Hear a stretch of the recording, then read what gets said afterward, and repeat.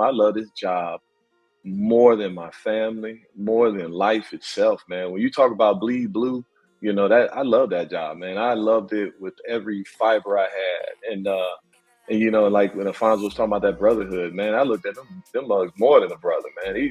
These guys, I'll die for if I have to.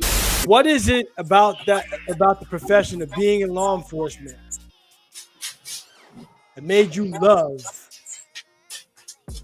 your job more than anything? The love of power kind of took over, and it's nothing that I noticed while I was there, but it was this kind of addiction of authority that I can't tell you the day or time or even what it looks like. I can only describe it from a perspective.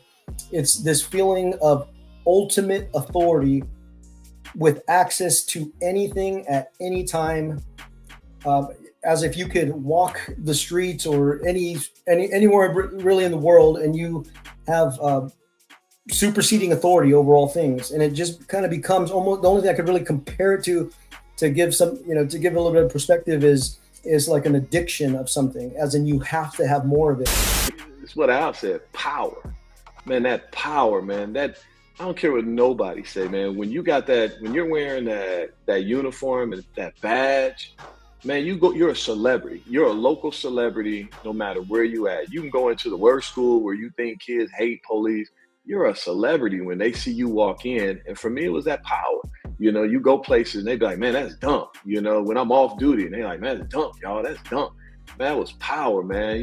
Just like that celebrity. And then when you put that gun, that gun on your side, man, that, I would never paint no picture that I was some hardcore gangster growing up.